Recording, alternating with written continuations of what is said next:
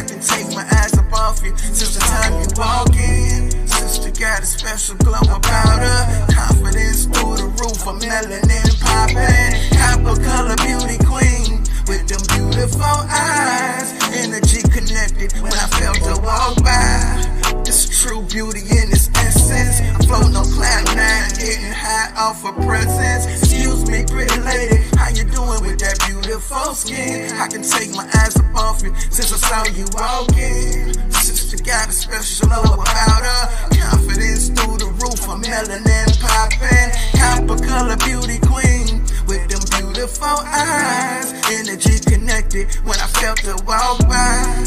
This true beauty in its presence. So I'm floating on cloud nine, getting high off her presence. I lost my words to speak, heart skipped the beat. Beautiful copper color queen right in front of me. Confidence different, like something I never seen. Breathtaking in itself, she took a breath from me.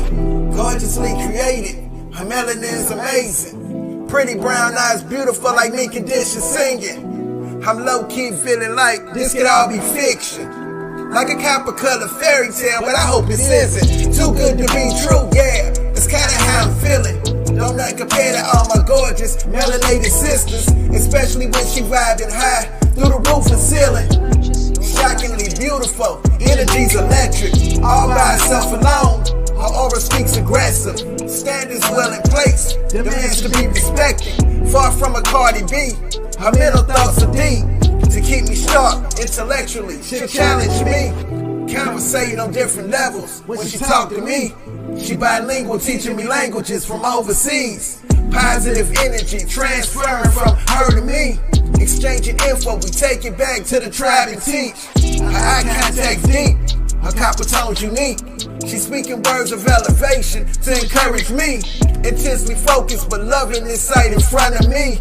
The other half of this copper color masculinity. The beauty of our women, the mothers of our children. We can't live without them, sometimes we can't live with them. Yeah, we might argue with them, but hey, that's part of living. But when it's right, it's heaven procreating with them. Granny's words of wisdom, mama's intuitions, and auntie cutting up with all them superstitions. Family reunions, we welcome in all the new additions. I wouldn't trade y'all for the world, even with the issues. Excuse me, pretty lady, how you doing with that beautiful skin? I can take my eyes up off you since the time you walk in. Sister got a special glow about her. Confidence through the roof, a melanin popping. Copper color beauty queen with them beautiful eyes. Energy connected when I felt her walk by. This true beauty in its essence. I'm floating on cloud nine, getting high off her presence. Excuse me, pretty lady, how you doing with that beautiful skin? I can take my eyes up off you since I saw you walking. Sister got a special glow about her. Confidence through the roof, a melanin popping. Copper color beauty queen with them beautiful eyes. Energy connected when I felt her walk by. It's true beauty in its essence. I'm floating on cloud nine, getting high off her presence.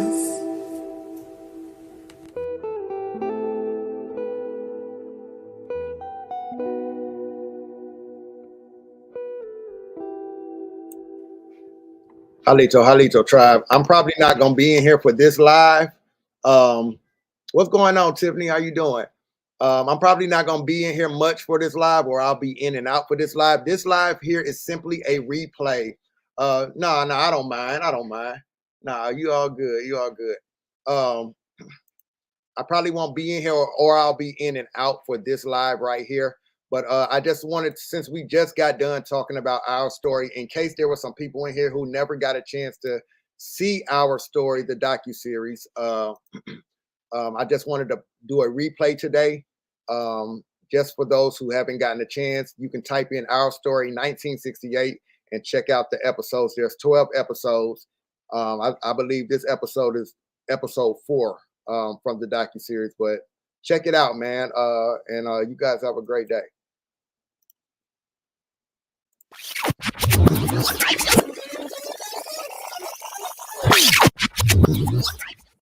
This program contains subject matter and language that may be disturbing to some viewers.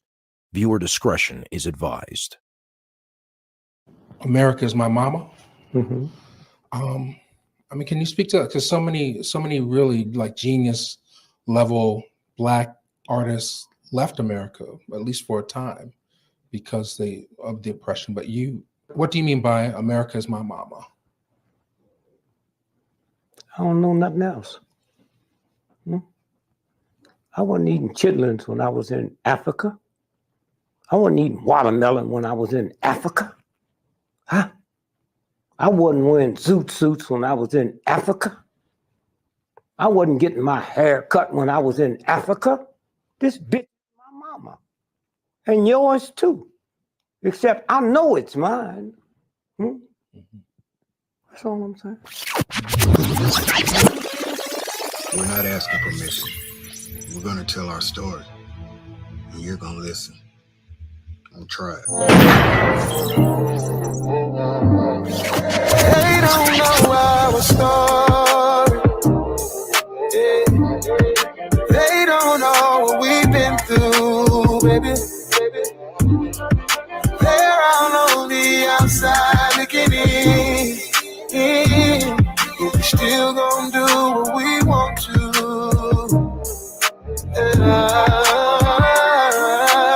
Touching conversations. A bunch of apologizing and explaining. But we live and we learn. Hey, I bet they ain't think that we would make it, but we overcame it. This shit ain't nothing to play with.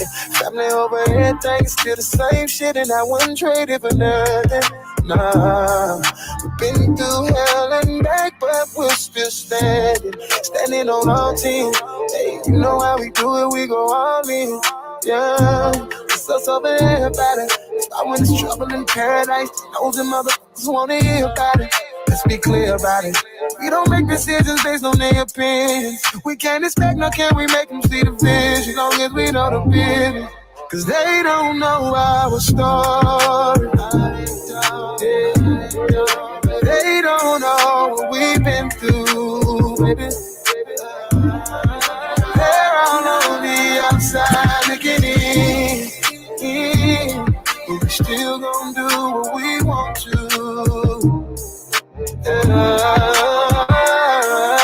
Never said it would be easy. But when you commit this shit, you gotta keep on fighting for who and what you believe in. Believe me.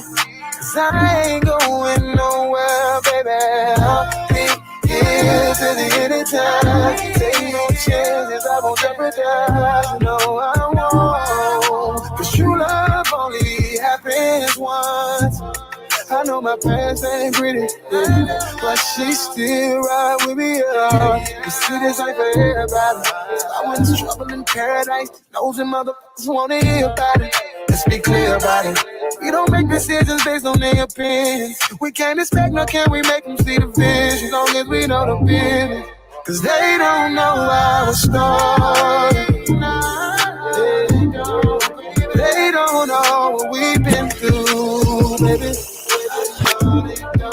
They're all on the outside looking in. But we still gonna do what we want to.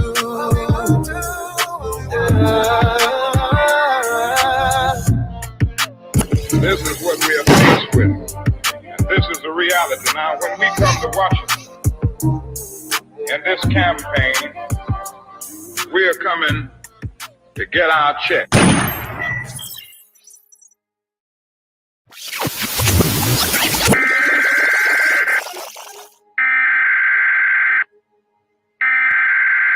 We interrupt our program to bring you this important message. I had to stop in, man. I gotta jump in real quick. I got a question to ask, and I need to deal with something right quick in this episode. My question is this: at what point do we find it important enough to stop allowing people to tell our story about us to us? And I mean, I'll even do you one better. Just feeling comfortable enough to even keep telling our story for us, especially with no type of stand up or pushback when the information is being told with malice intent or sometimes just simply incorrect. Now, I'll tell you what I find very interesting. I find this to be very interesting when it comes to some of the mentally programmed, diet woke, and extra enlightened so-called Negroes or so-called black folks of the so-called African American community. And just so it's clear on who I'm actually addressing right now, I really want to take a moment or two to speak respectfully to the so-called pro-black, dashiki made in China wearing, black power chanting, Wakanda forever, Pan-African Americans that fantasize and romanticize about the whole continent of Africa as if it's not like 52 countries in that continent with different cultures and things like that. That's not the same. Or it's a bunch of countries on that continent that don't get along. But they romanticize and glorify the whole continent, but don't know where they come from on the land. They can't tell you where they come from on the land. I mean, they say we were taken from West Africa, but it looks like everybody worships Egypt. That baffles me. Never really hear these Pan-Africans or pro-blacks talking about West Africa. It's always Kemet and Egypt and out there. It's just kind of interesting. I just want to give a decent description of the people that I'm talking about, the group of people that I'm speaking on right now. So there isn't any assuming going on once I'm done making my point. As what I'm about to say will pertain to this next section of information that we're about to go into, but I just needed to speak to my brothers and sisters in our community real quick about this. I mean, the ones who seem to have no problem disrespecting those of us who look just like them, except we know we're not from Africa. We know that we're the reclassified American Indians of North America. Now, I'll explain. These pro-blacks are the same people in our communities who can tell you everything about Africa. I mean, everything. They can tell you everything about Africa. But they can't tell you who their fourth or fifth grandmother or grandfather is from their bloodline right in their family tree on their genealogy chart. They got so much scholarship about Africa. They can tell you everything, all types of scholarships about Africa. They can go on different platforms and debate about Africa, tell you about King Tut, Shaka Zulu, the Meta Nature, the pyramids. But they can't tell you what slave ship their family members came off of when they were captured in the jungles of Africa. Yeah, this is the same group of pro-blacks and Pan-Africans who love to ask us American Indians, what tribe you come from on the land? Why you don't speak your language? Why aren't you on the reservations? And they find no problem with teaming up with the Native American Indians to disrespect our grandparents and elders and our oral history that was given to us on this land. But they will team up with the Native Americans to disrespect our grandparents and elders of our communities who still, to this day, identify as Indians and not Africans. Those same elders, even in your pro-black families that told you themselves at some point that they had Indian in them or they were Indian. All right, peace, y'all. Peace. How y'all doing, man? I'm here with a powerful brother. What's your name again, sir? Lionel Van Dyne. Lionel Van Dyne. I see you got on a veteran hat, man. You got on the veteran hat. What's that? What branch you been in? The Army. Okay, the Army. But I didn't come at the age of 17. And you are how old today? 85. You are 85. Something that was very interesting that you said to me the last time I was here to see my grandmother, and we talked a little bit about the Native American Indians. And when you told me you was a Native American, it really, hold up, say that again. Cherokee Indian. Cherokee Indian. When did you learn you was a Cherokee Indian? My mother. With my mother at 3 years old. Oh, so when you was 3 years old, your mother let you know? Yes. Have you ever been to some of the powwows that's out there? Yes, I have. What can you tell us about it? Powwows, reunion of all the tribes or the Cherokee Nation. We stick together like glue.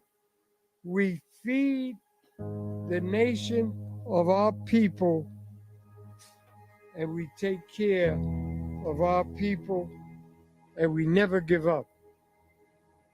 I'll die an Indian, and that's it. I don't care what my complexion is. It doesn't matter. My kids are Indian, and I'm Indian. So are you telling me, sir, that you are not African? You don't have no African blood or nothing? I have no I don't know what my daddy was. He raped my mother, I guess. He stole a piece from her because she was pretty.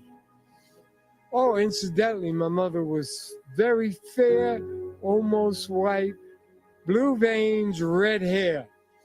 But she still was a Cherokee Indian. She had no white in her at all. She's part of the nation. She's dead. She lived to be 89. Grandmother lived to be 90. Grandfather lived to be 110. I'm 85, and I'm going to try and beat my grandfather and go 112 if I can. Beautiful. You're going to definitely make it. What can you tell me about the relationship between the Cherokee Indians and the African people? Hi. Thank you, darling.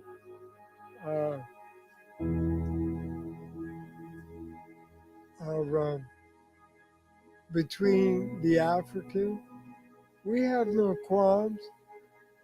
I'll tell you this, and I'd like you young people to understand it. The Africans will always be the Africans.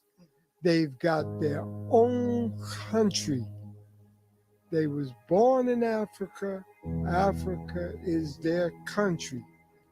You're a Negro. What the white man gave you that name, and that's what you are. The Africans have nothing to do with the Negroes in the United States. They walk away in a minute and say, I'm a doctor, I'm a lawyer, I'm whatever, and I'm African, and I'm black, and I've got my own country. So that's it. I do not deny my relationship. I'll be an Indian until I die. So when you writing on your resume, or when they say, what is your nationality, what do you say? Cherokee Indian. I've lost some good jobs. I'll tell you a secret.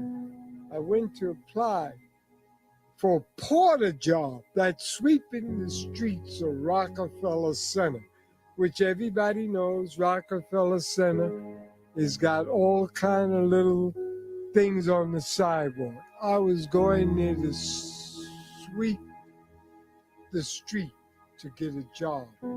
My name is Van Dyne. The reason why my name is Van Dyne, because my grandfather worked for the Dutch. Those same elders, even in your pro-black families, that told you themselves at some point that they had Indian in them or they were Indian. Same Indians, same people. This is before you decided to become extra woke and African. Those same Indians who were marching with Dr. King in 1968 for Indian civil rights Not African civil rights, not Black civil rights, not African American civil rights, not Native American civil rights, not the poor people civil rights, but Indian civil rights. Exactly what your elders told you they were. Those same Indians who were consistently or who were constantly referred to as niggers, definitely if they were from the civil rights movement. And we all know that in the Oxford Dictionary, section 3, the nigger referred to the American Indian of North America on this land. That same Indian, you disrespecting your own family, all because somebody fed you a jungle story in a movie. And I mean, a jungle story that in 2023 don't even make sense anymore in this age of enlightenment and information. You know, you pro-Black Americans, y'all can't really talk anything about agents and sellouts when you're the very ones selling out your own people. Some people may say, so what if the indigenous people of the Americas were Black? All mankind comes from Africa. Therefore, the Indians migrated out of Africa. We are told that we all come from Africa by people, by pro-Blacks, by people who want us all to be, they pushed the out of Africa theory, which was created by Darwin.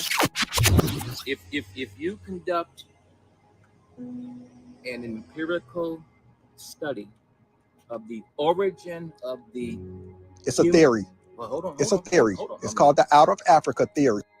I'm just telling you it's a theory, but go ahead. No, because you're on a different track. I'm just saying to you, if anyone ever conducts a study of what's called the origin of the human, have you ever heard of Lucy? Lucy? Yes. There you go. Lucy was a monkey. Lucy was a monkey. Well, no, I'm telling you. I'm telling you. You can look up Lucy's little sister. Lucy was a primate. It was a monkey.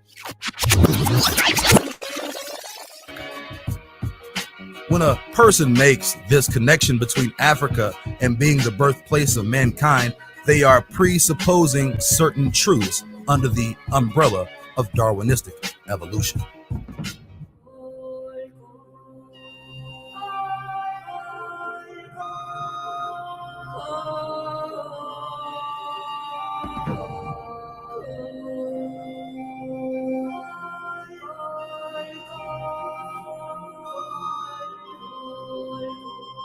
The placing of the boy in the cage with a monkey is an outrage. The Negro race in America has a hard enough time as it is in getting away from the prejudice that is closely related to the monkey without having a member of the race placed on exhibition. Leading men of science from Harvard and Princeton and Columbia University was saying that Africans were midway between an orangutan and a human being. So 100 years later, it should not come as much of a surprise that many people still cling to these notions of European superiority, African inferiority.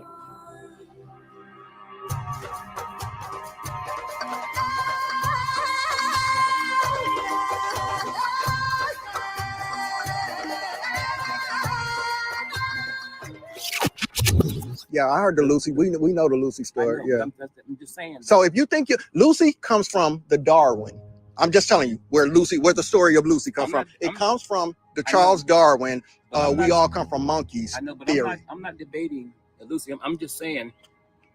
Well, that's where they get the whole humans came from Africa. That's where it comes from. The Lucy story, which comes from Lucy is just one data point in that story. The evolution of the human as a species originates in Africa. That's a theory, brother. That's a theory. It's not proven, brother. I'm telling you, it's a theory. I promise you, it's a theory. I've got 2 minutes to hear your theory of the evolution of the human other than from Africa. I got 2 minutes before I have to go. I can tell you the oldest human skull was found here in South America, not Africa. the oldest bones that you're talking about Hold on. came from monkeys. Are you talking about the Uma? No, I'm Uma- talking the Uma about skulls? The Uma no skulls? Lucia. Look up Lucia. Okay, all right. Lucia, Okay, all right. not Lucy. All right, this is for all you people that are saying that so-called black people are not the original Americans. This is an article written by the New York Times called "An Ancient Skull Challenges Long-Held Theories." Let's read this thing. A human skull that is displayed at the National Museum here has been attracting crowds and controversy in equal measure since it was first unveiled early this month. After 2 decades in storage, the fossilized cranium has now been identified by Brazilian scientists as the oldest human remains ever recovered in the Western Hemisphere. Let's see who this is. The skull is that of a young woman named Lucia, who is believed to have roamed the savanna of south central Brazil some 11,500 years ago. Even more startling, a reconstruction of her cranium undertaken in Britain this year indicates that her features appear to be Negroid rather than Mongoloid, suggesting that the Western Hemisphere may have intentionally been settled not only earlier than thought, but by a people distant from the ancestors of today's North and South American Indians. When you're the very ones selling out your own people. Let's talk about it. Let's talk about it as we walk into this next segment of information that's going to deal with why y'all are actually the sellouts amongst our people. Now, before I get into this info, I just wanted y'all to know I needed to say this to these brothers and sisters, because honestly, the math ain't mathing when it comes to their sellout activity and the way they disrespect us, the way they team up with the people who's taken our identity on the land, the way they go against their own family bloodline to go with the oppressor's information. Heard of Lucy? Lucy? Yes. There you go. Lucy was a monkey. Lucy was a monkey. Well, we don't know that. No, I'm telling you. You can look up Lucy's little sister. Lucy was a primate. It was a monkey. Yes. There you go. Lucy was a monkey. Lucy was a monkey. Well, we don't know that. No, I'm telling you. You can look up Lucy's little sister. Lucy was a primate. It was a monkey. Lucy was a monkey. Lucy was a monkey. Well, we don't know that. No, I'm telling you. You can look up Lucy's little sister. Lucy was a primate. It was a monkey. Darwin argued that the break in evolutionary history between apes and men came between Africans and Australian Aborigines and gorillas.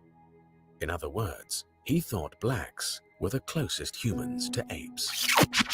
When you're the very ones selling out your own people, when you're the very ones selling out your own people, when you're the very ones selling out your own people. First of all, under this acceptance, a person is claiming that their genetic progeny begins with a humanoid-like species, whether that be Australopithecus, Homo erectus, Homo habilis, or any Homo in between, whose lineage was born in Africa and later migrated out of Africa to interbreed with Neanderthals in Europe and Asia. Understanding the inherent genetic difference between man and mankind, anyone claiming to be from Africa under the premise of this classical scientific narrative is mankind, which is a hybrid between man and a human-like species that can be genetically traced to primates. It must be understood that the most notable factors attributing to the difference between races is geographic isolation and sexual selection. Hidden within the ideology of Darwinism is the fallacious use of chronology, built into this accepted theory of grandeur. Thousands upon millions of years of adaptation and natural selection have propelled the course of evolution from apes to humans. The only issue with this doctrine, as it concerns modern humans, is the fact that this theory involves the interbreeding of man with a man-like species. similar to the idea of a Neanderthal mating with modern humans. Simply put, there is a large portion of the world's population with significant genetical makeup stemming from branches of primates. These are the populations that migrated out of Africa.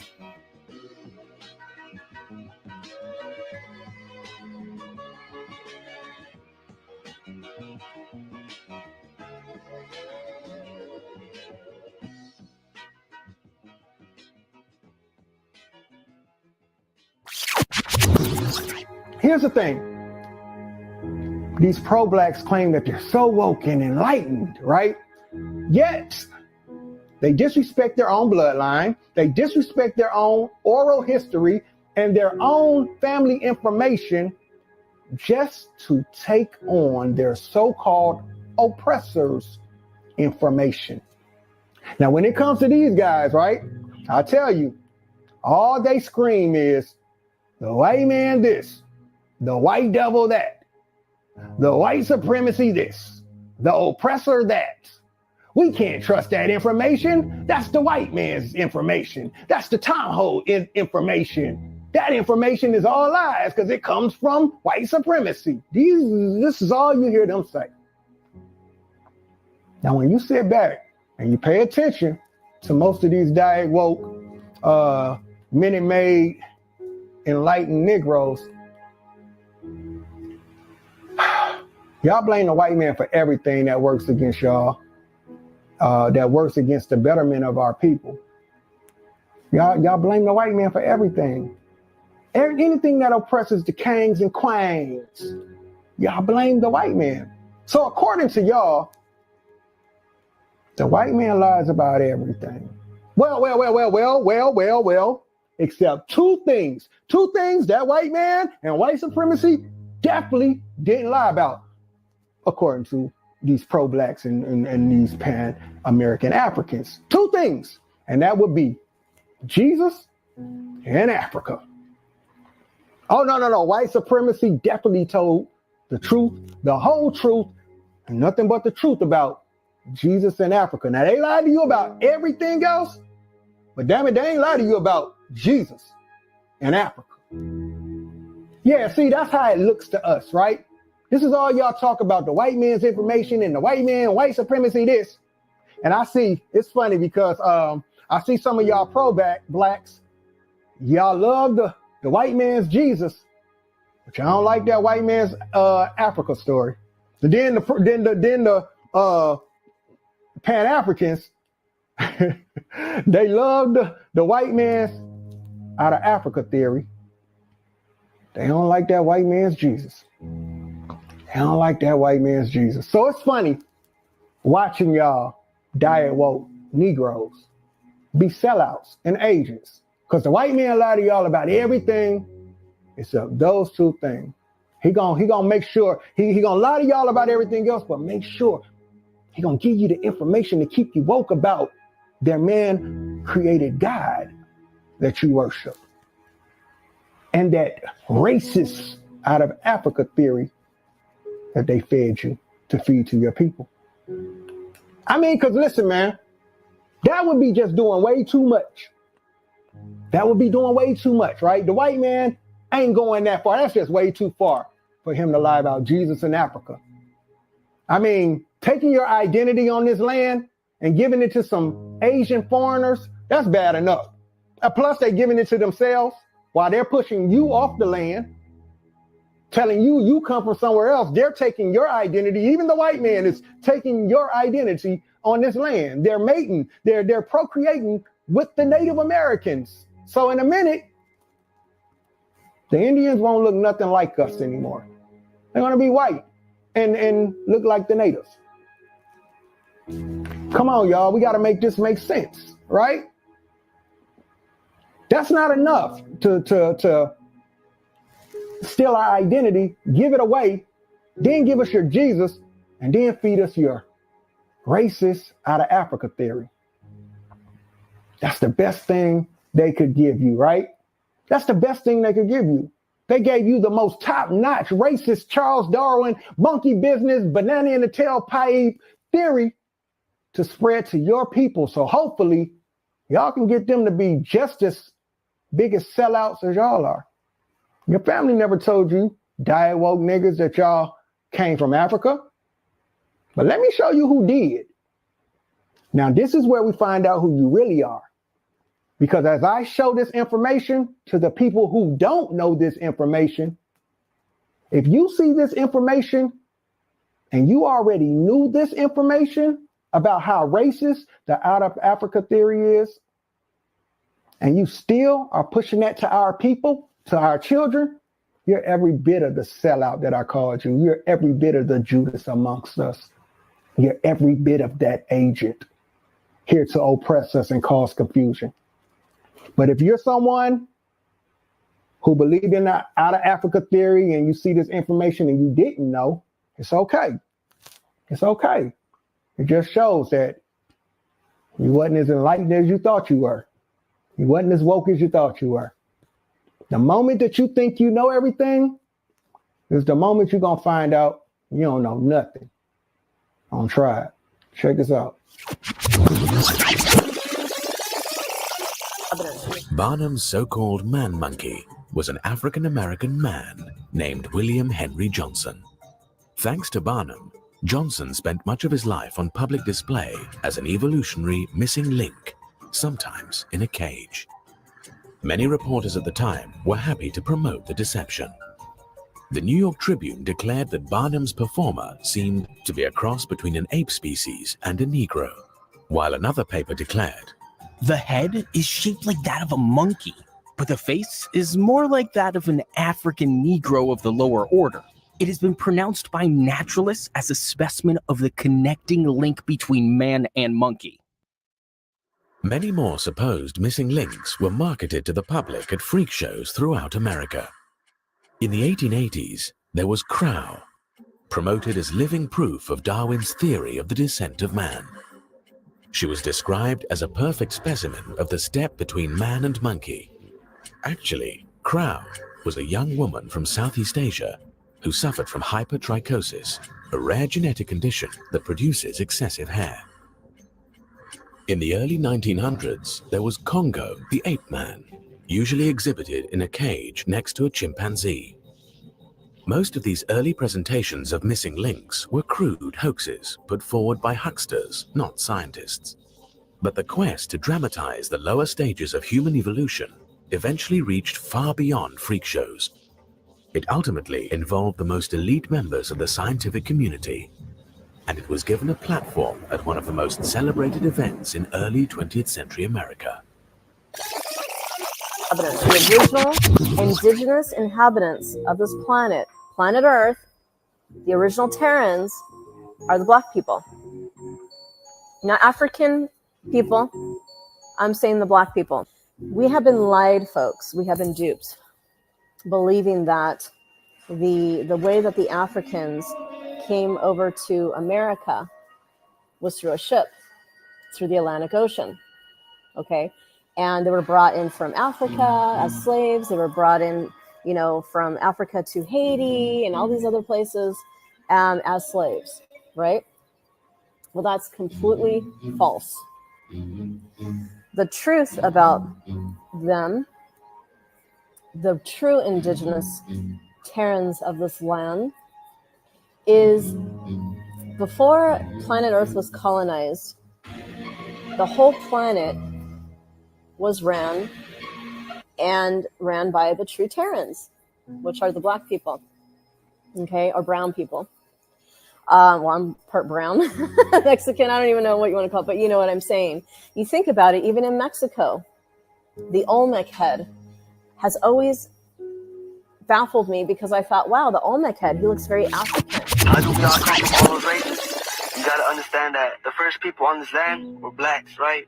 And then the whites came, mixed it up with them, and then the Chinese came and mixed it up with them. So a light skin having babies with the Chinese makes us. Everything we've been taught in the American education system is all a lie. Yes, Native Americans weren't the original people of this land. We actually took it from black people. in the United States and put the whites there and stick the blacks elsewhere and move them somewhere. They should go backward, quote unquote, wherever they came from, which was here. So they should go backward, quote unquote, wherever they came from, which was here. Backward, quote unquote, wherever they came from, which was here. Now, see, this is exactly why we're doing this docuseries. So you'll be able to understand the difference between the Native American Indians and the American Indians, okay? You'll be able to understand their struggle and our struggle, okay? You'll be able to understand that these are two different groups of people with two different cultures and two different histories, okay?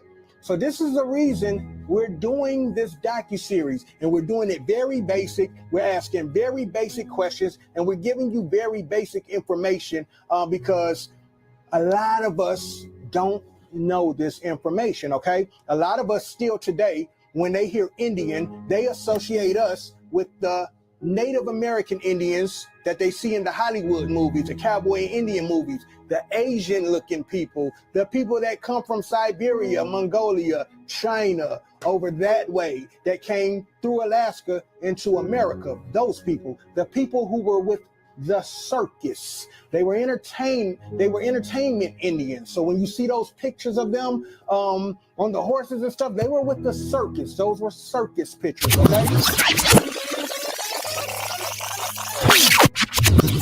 Just a few years after Bighorn, American scout, buffalo hunter, and showman Buffalo Bill Cody founds his Wild West Show, an extravagant touring pageant of all things Western. He had been eyeing the opportunity since the battle occurred. Ladies and gentlemen, Buffalo Bill's Wild West. Racing horses, roping, riding, shooting, all of these things were part of the show. The performance of Custer's Last Stand is a highlight. Before cinema or television, the Wild West brings history alive. Montana is pretty remote, and most people will never step foot on that land. But then you're sitting in an arena and you're attending a show, and here it is in front of you, and the guns and the noise and the dust, and it's all there. Curiously, the biggest draw is the real-life Native Americans performing in the show. When American Indians are seen as a threat, they're depicted as savages, of course, and there's something that's fearful. Once they've become domesticated, they become an item of nostalgia. For the Indians, the show represents a chance to escape reservation life. Records show that Cody paid his performers well.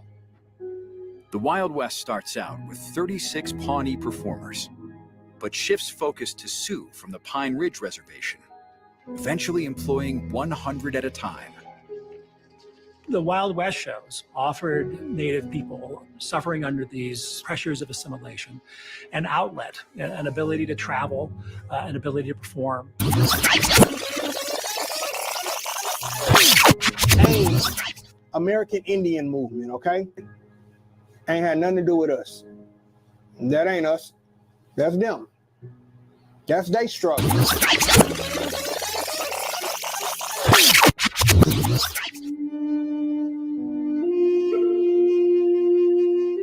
American Indian movement was founded in 1968 in Minnesota by Dennis Banks, George Mitchell, Clyde Bellecourt, and many others.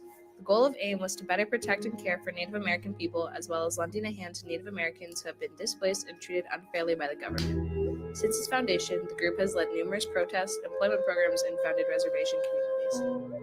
In the early morning hours of November 20th, 1969, 79 American Indians, including students, married couples, and 6 children, set out to occupy Alcatraz Island. Alcatraz had been dormant for 6 years since the Bureau of Prisons closed the penitentiary. No one had come forward with a feasible plan for using Alcatraz, so American Indian activists decided to seize the island shortly before Thanksgiving and claim it as Indian land. This internationally publicized political protest was done to focus attention on the plight of American Indians. Indian unity was a key focus of the Indian movement, and there were plans to establish an American Indian cultural center on Alcatraz. For 18 months, American Indians and their families lived on the island. However, public interest in the occupation waned and order among those living on the island began to deteriorate. By late May, the government had cut off all electrical power and telephone service to the island. In June, a fire of disputed origin destroyed numerous buildings on the island. Left without power, fresh water, and in the face of diminishing public support and sympathy, the number of occupiers began to dwindle. On June 11, 1971, a large force of government officers removed the remaining 70 people from the island.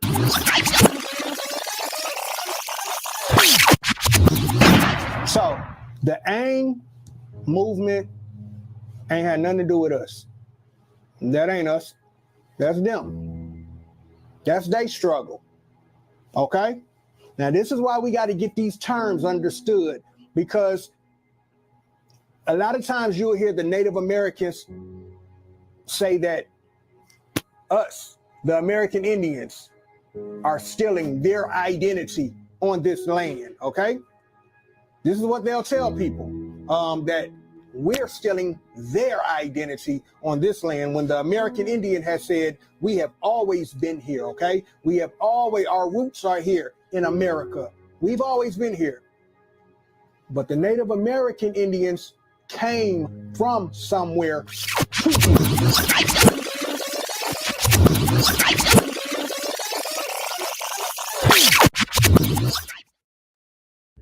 Before the Pilgrim Fathers landed at Plymouth, we were here.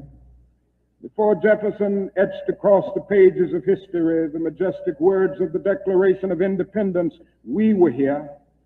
Before the beautiful words of the Star-Spangled Banner were written, we were here. And for more than 2 centuries, our forebears labored here without wages. They made cotton king. They built the homes of their masters in the midst of the most humiliating and oppressive conditions. And yet out of a bottomless vitality, they continue to grow and develop. You see evidence that people came across a land bridge. You see evidence that a land bridge did exist in the past. In the northern parts of North America, Alaska, the Yukon, even Alaska, the Yukon, the Yukon, that came through Alaska into America, through Alaska into America, through Alaska into America, through Alaska into America. A lot of us still today, when they hear Indian, they associate us with the Native American Indians that they see in the Hollywood movies, the cowboy and Indian movies, the Asian looking people, the people that come from Siberia, Mongolia, China, over that way, that came through Alaska into America. Those people, the people who were with the circus, they were entertainment Indians. In the northern parts of North America, Alaska, the Yukon, even northern British Columbia, we have a collection of some of the most ancient sites across the continent. And of course, that would be up in an area that archaeologists refer to as Beringia.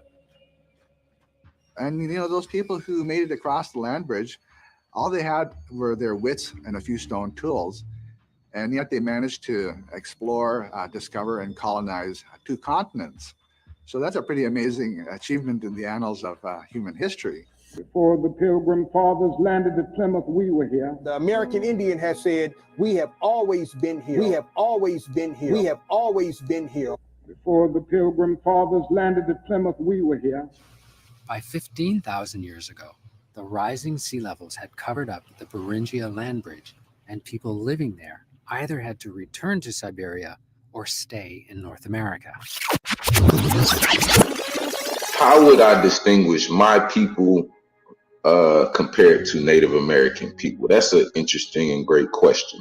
I think first it's understanding that all people, whether they look similar or non-similar, right? They practice specific cultures and traditions, right? These customs and cultures and traditions ultimately bring people together of all, walks of life and things of that nature. But for me, how I distinguish myself first and foremost from Native American people is with culture, right? When I compare our culture to Native American culture, there isn't really much of a comparison. My people, we're on the forefront of pretty much all arts and sciences, as far as music, as far as engineering, as far as acting. I mean, the list goes on and on of the contributions that my people have been able to contribute to the world compared to Native American people. And that's not a slight to Native American people. It just is what it is. They have their contributions and we have ours. I think what's been kind of leading to the misunderstanding of our contributions to the world is the fact that Native Americans have been able to kind of amalgamate their culture with our culture. And so further disenfranchising, as well as further making it more ambiguous to kind of understand how to differentiate between an American Indian and a Native American. I think that is their jobs, honestly. So I would say definitely Big Mama's house is a part of our culture, right? Having a matriarch that is in control of the family, making sure that everybody's taken care of.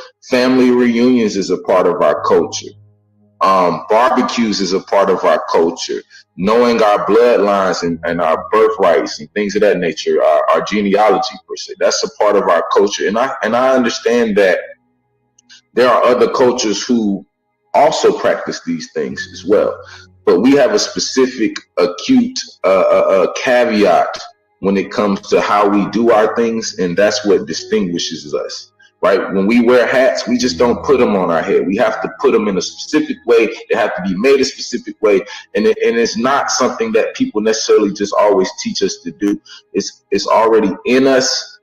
And so if I was to say what's the best way to distinguish us from Native Americans, for one, I'll say hair. For two, I'll say skin color. For three, I'll say food and diet, right? Those will be my three main distinguishing factors. And that would be in comparisons to any other people, whether it be Native American, African, or any other people, right? We want to look at skin color. We want to look at the composition of their hair. And we want to look at what they eat and the cultures that they practice. And then if you can find similarities amongst those three, then you may have something.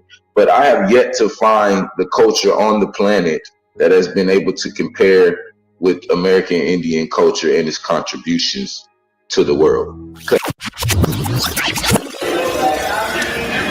man. As it pertains to the American Indians versus the Native Americans, y'all know I try to move in peace and love, so I ain't trying to really be against it. It's just the understanding of the truth and the differences of who we are. You know, them people are more West Coast. The natives are, you know what I'm saying? When we talking about Indians, we talking about Southeastern, or what you call North America, or what we call Turtle Island. We talking about that territory, you know what I'm saying? I think it's pretty common knowledge that if you go to the south, southeastern portion of America, that you're going to see that it's the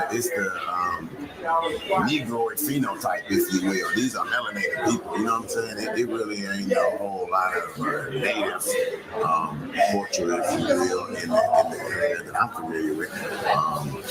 I've been in and out of the South my whole life.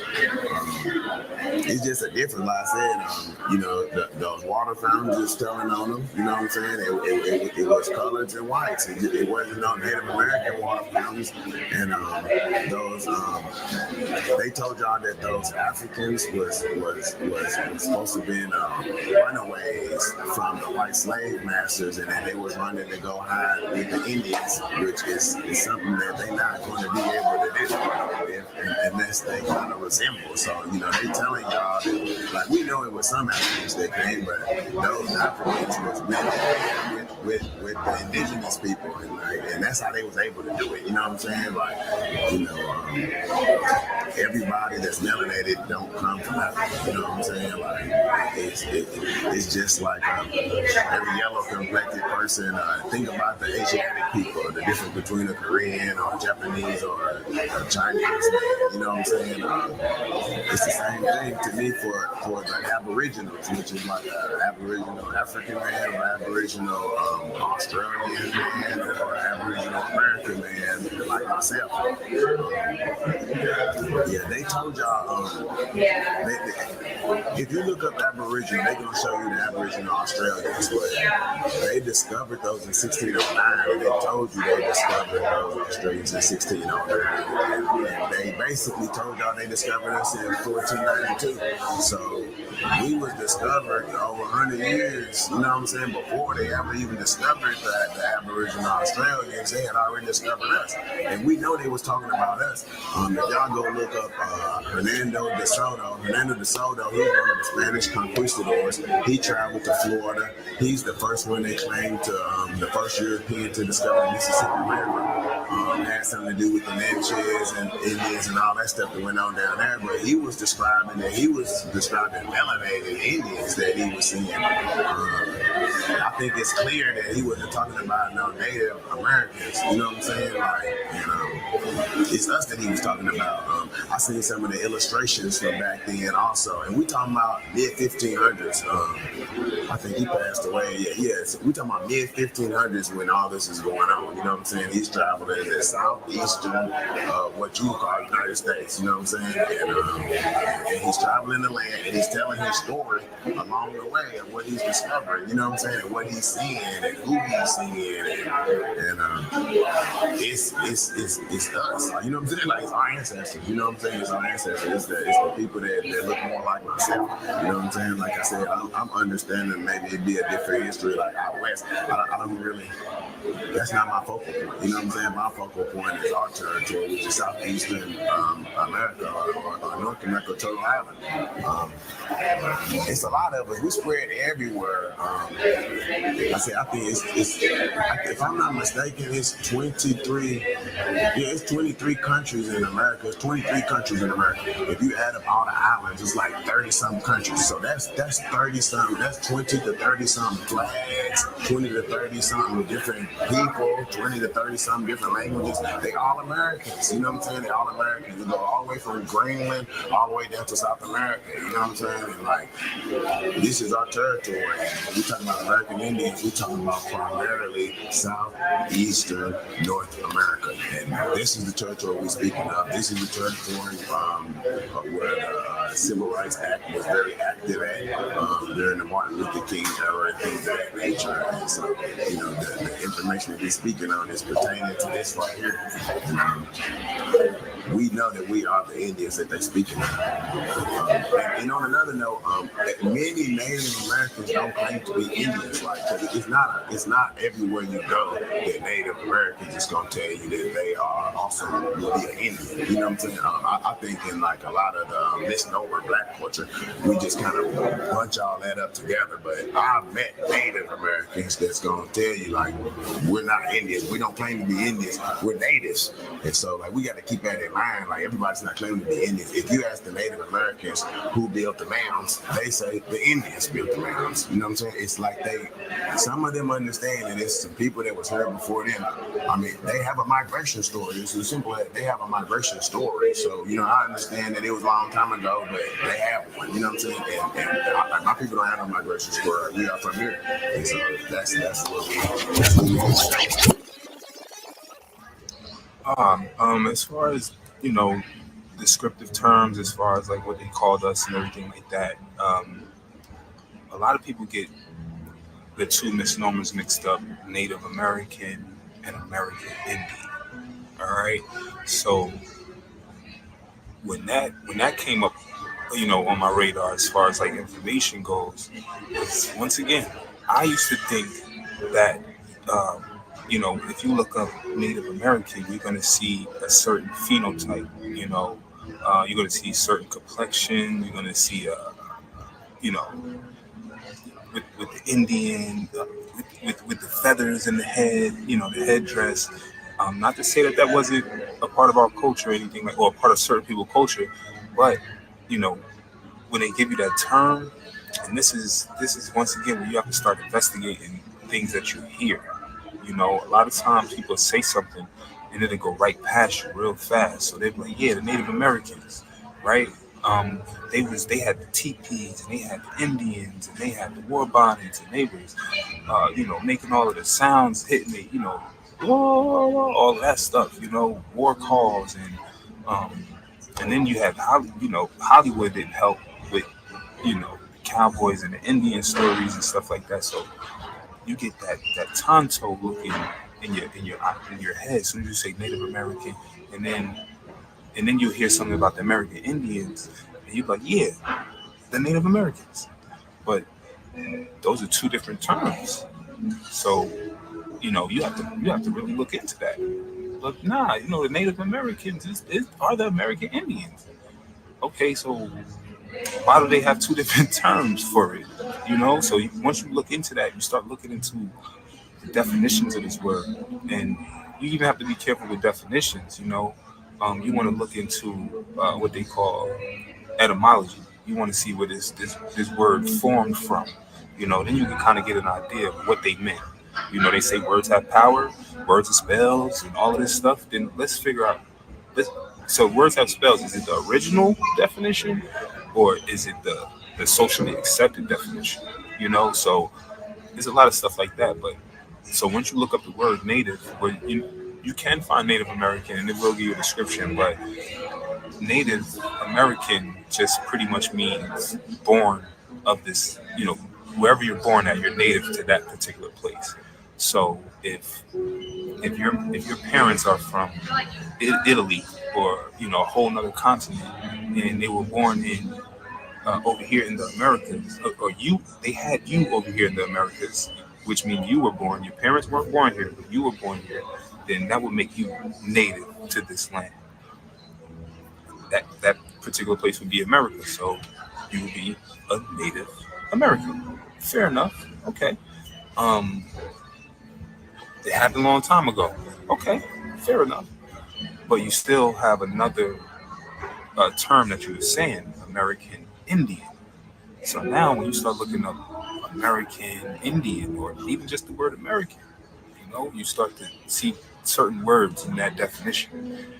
When you start looking at those definitions and breaking down all of the words that in that definition, you'll start to notice a difference in who they're describing, when they're describing it, who came here, what came here, what cultures came here. You start finding this stuff in definitions, and it don't match up with what we were taught a lot of times, So once again, gotta investigate.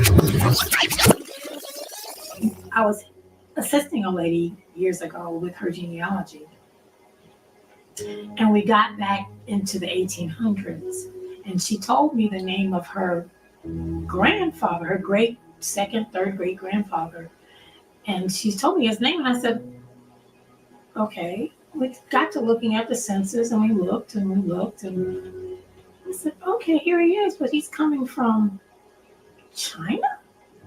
She said, yeah. Okay, how are you Indian if you came from China? She says, no, I'm not Indian. I'm Native American. Well, I felt like an idiot because at the time I thought they were the same thing. But what I learned was during the time when you had a bunch of Chinese immigrants coming to the U.S. to help build the railroads, a lot of them were given the option to join the Native American, the Indian tribes. Of course, we know about the $5 Indians. We always think that they're white people, but all kinds of people were allowed to join the pay to play an Indian for $5. So she basically said that she showed me the papers, and I was like, oh my goodness, this man was Chinese? She said, yeah. I said, so how did you become Indian? She said, no, I'm not Indian. I'm Native American. She said, Native American only means that I was born here. I was like, oh. And it occurred to me that that was the reason they changed the designation. Because by saying that, almost anybody could be accepted and identified as a Native American versus being Indian. Because, of course, as you know, over the years, they have done everything they could to disappear the Indian by ink. You know, they just basically whited it out, wrote over it, you know, rewrote the document. And you were whatever they said you were on paper, because that's one thing about certain races of people. If it does not come up on a document, it never happened. And that's the problem I have with proving that Chinese were actually allowed to become Native Americans, because there's very little documentation that exists, especially mainstream. And had this lady not shown me her grandfather's immigration papers, had we not found him in the census, had she not told me what happened with the Dawes commissions and the various Guyon Miller and all those other commissions that were allowing people who were not blood-born Indians to become Native Americans. Well, they called it Indians for a while, but then they said, well, we can't really do that because, you know, as technology got more savvy, they start being a little smarter in what they call people. Because if they start doing your DNA and doing your genomes and things like that, they can determine that you are not, in fact, an Indian. But when they say you're Native American, there's a whole different designation for that. And that's something that we're never taught and we didn't know. But like I said, I was gobsmacked that day because she told me, no, I'm not Indian, I am Native American. And I was like, wow. I said, well, my mother's people are Indians. And she says, probably so, because most of them look more like you than me. She said, the Indians look more like you than me. And I said, so do you consider yourself Indians? She says, well, we are on the tribal rolls, but I do not consider myself Indian, and I feel like I'm doing a disservice to the people who actually are by saying that I am. So I will not say I'm Indian, but I will say I'm Native American, because there is a difference.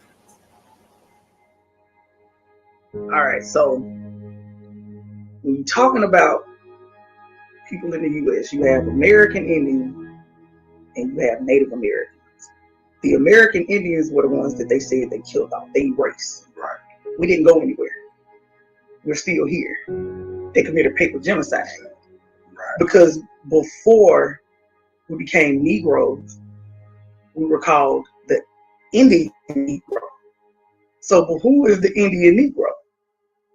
Before that, we were just Indians. Before Indians, we were actually called the Aborigines of this land. But I always go back to that one particular grouping, American Indian Negro. That is something that Native Americans cannot be called, because that description cannot fit them, who were called Negroes throughout history. We were. But when you talk about Native Americans, first of all, Native means born too. Indian means indigenous, indigo. Indigo children are stardust. And in order for you to be an indigo child, you have to be dark. Native Americans are beige or white. I don't care what you call it. I don't care which one you want to call it. It's the same thing. It's borderline. Right. So a Native American and an American Indian will never be the same thing. I don't care how you twist the words. I don't care nothing about you saying the Native Indians and all that. That's not even a thing. It's either you're Native American or American Indian. But the thing is, with the Native American phrase, the Inuit people out west will correct them and let them know we're not Native, we're Inuit. So the Native American people that you know today that are federally recognized on reservations, they get quiet when the Inuit person speaks up. Because remember now, Inuit people descend from Eskimos. Okay, so an Inuit person don't know what a Native American is. Period. They're trying to understand how is that a derogatory term. If Inuit is a derogatory term for a native, that means you're not an Inuit person. That means you're a group of people that came way after they did.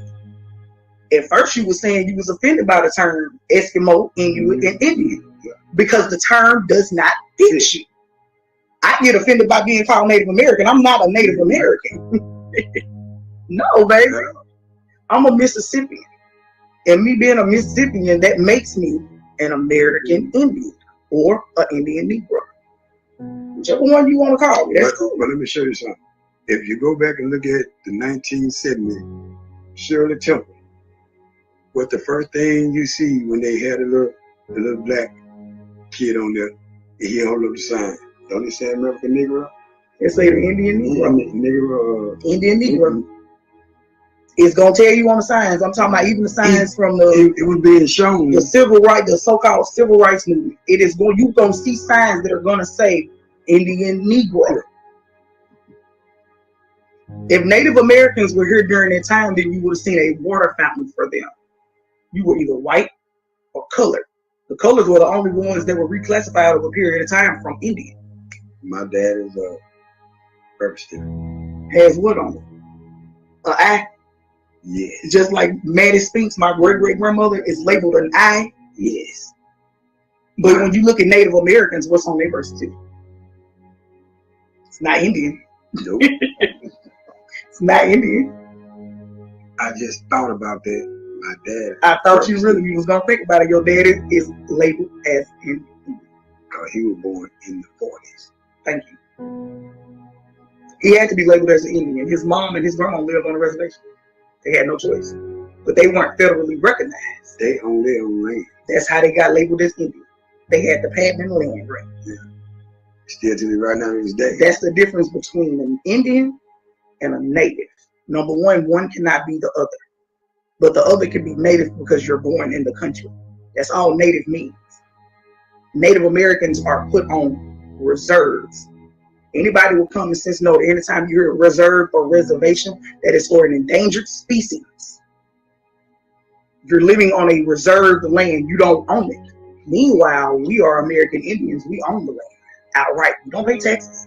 At all. My folks do not pay taxes on their land. They have the paperwork for it, signed by the United States president. So that's the difference. If we go to the Black Law's definition of what an Indian is, which you'll see them describe them as the Aboriginal inhabitants of North America. Why is that important? It's very important because of one key word. It says Aboriginal. This is who they're referring to as being the inhabitants of this land. So when we talk about the Native Americans versus the Aboriginal Americans, there's a key distinction. What is that key distinction? The key distinction is that if you look up the definition of a native, what does it mean?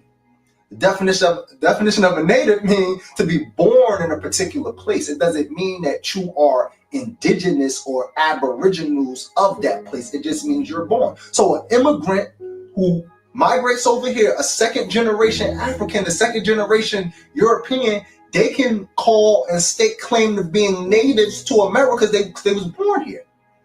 Native just mean you was born here. It doesn't mean that you are those indigenous original people of this landmass, and that has to be taken into account when we talk about Native Americans versus Aboriginal Americans and American Indians. This must be taken into account. So when we having these conversations, we got to understand that, okay, who were the first people here, right? Because how can you be indigenous to a place that you migrated to? Explain that to me. You cannot be indigenous to a place that you migrated to. I don't care how long you migrate. You can't be indigenous to a place that you migrated to, right? So they tell you how they migrate, quote unquote, which I don't even think that the years are even accurate, but they tell you how they migrated over here. So we know for a fact that they once wasn't here and they came from somewhere. We know that for a fact, which means they cannot be the Aboriginal inhabitants of this landmass. So now we got to raise some more questions. So the only thing that stakes a claim of them being indigenous to this land is one thing, and one thing only. These lands had to be unoccupied.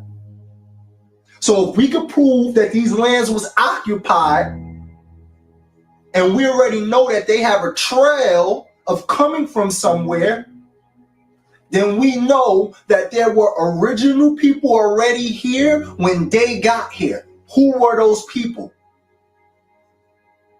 That's what we need to talk about. These are the conversations that we need to start having. Who were those people here when these people got here? And why does mainstream archaeology, why does mainstream academia always want to paint it as if these lands was once unoccupied? It's for a specific reason, and it's for a specific agenda. These people are Asian immigrants. They're not us. The original American Indian, the people that they're talking about in the Constitution, they're talking about us. We got eyewitness accounts of how these people look. And then another thing too that you need to raise the question. If these people committed genocide on y'all, then why are y'all buddy with these same people in your tribes? Why are y'all allowing the people that committed genocide on y'all to take part in your culture? And there's no uproar. The only uproar comes when we say, no. We was here.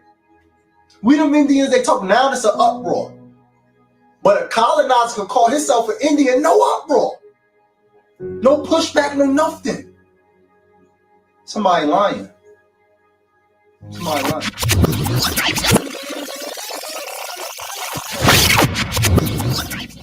Alex Haley, a famous so-called Black or African American writer, responsible in the late 70s for introducing the world to a blockbuster film said to be a true story based off of a book titled Roots that Haley accepted and claimed recognition for being the author of. And it was passed down generation after generation and was even shown and taught in many school systems throughout the so-called Black or African American communities all over the globe, as if it was the story of all so-called Black or African Americans, which is definitely untrue. Hence, one of the reasons you're watching this docuseries right now. Roots was a runaway bestseller. It was adapted for television in 1977, and the 8 installments were some of television's most widely viewed programs to date. The success of Roots precipitated a nationwide resurgence of interest in all phases of genealogical research. African Americans who had been cut off from their origins and whose heritage seemed untraceable were inspired to attempt to fill in gaps in their own family histories. However, later investigation of Haley's methods of attempts to duplicate his research cast serious doubts on the accuracy of his story. A pivotal character, or African oral historian who knew the name Kunta Kinte, proved to be a fraud. Despite its faults, the book retains its emotional impact and its significance for African American literature.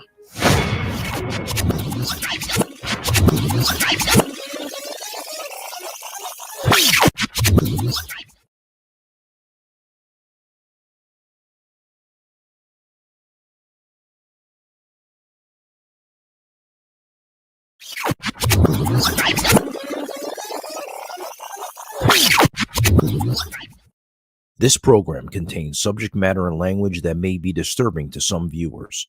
Viewer discretion is advised.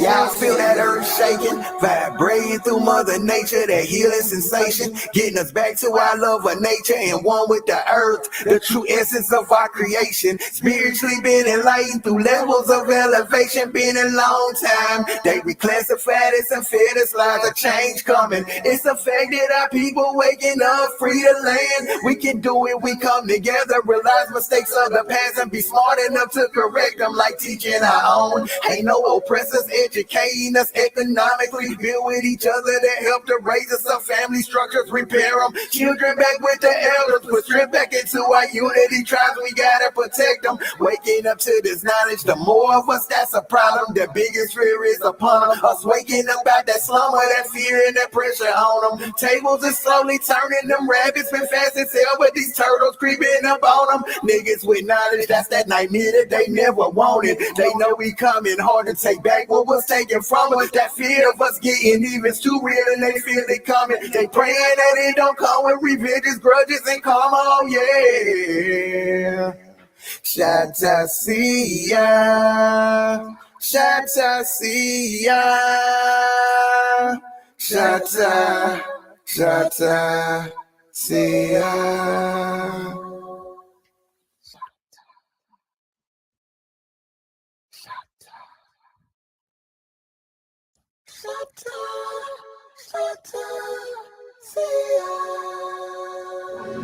So, Rod, come up to the glass and I want y'all to look at the way these people look. Look at how they look. Okay. Right? And then I want you guys to look at your skin. And I want you to see how they look and how you look. Now, one thing I want to show y'all is when you're in school and they're telling your story, when you hear them talk about the Indians, they're telling your story, but they're going to show you these people. These people are not you. These people, this is them whitewashing your history. They're telling your story, but they're showing people that look like this. When we talk about the American Indians and the North American Aboriginals and stuff like that, we're talking about what you see right here. Yeah, you have the same reflection of trees. Look at your arm to a tree. Yes. Look at your feet to the soil. So match. Even when we go in here to watch the movie, right?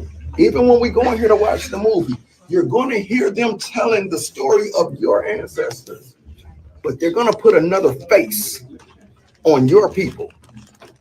They're going to put another face on you. They're not going to look like you. So I don't want y'all to be confused about, well, how come they don't look like we don't? Yeah, they're telling your story, whitewashing with a different face on it. And I want y'all to remember that when you're in school and they're showing y'all these pictures of people that look like this, they're telling your story with somebody else's face. We're going to tell our story, and you're going to listen. I'm trying. They don't know our story. They don't know what we've been through, baby. They're all on the outside looking in. But we still gonna do what we want to.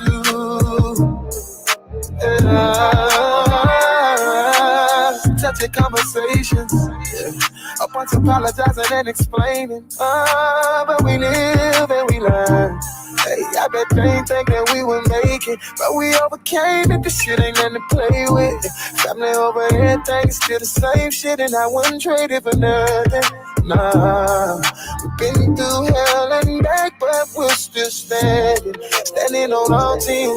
Hey, you know how we do it, we go all in. Yeah, it's us over here about it.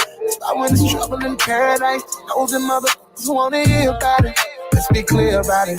We don't make decisions based on their opinions. We can't expect, nor can we make them see the vision. As long as we know the business. Cause they don't know our story. They don't know what we've been through, baby. They're all on the outside looking in. But we still gonna do what we want to.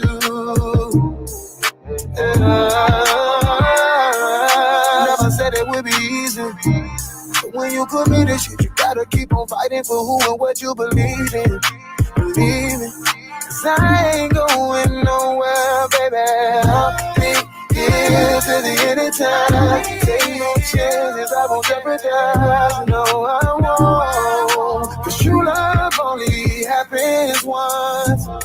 I know my past ain't pretty, yeah. But she still ride with me, yeah. The city's ain't for everybody. I went trouble in paradise. Those and motherfuckers wanna hear about it. Let's be clear about it. We don't make decisions based on their opinions. We can't expect, nor can we make them see the vision. As long as we know the business. Cause they don't know our story.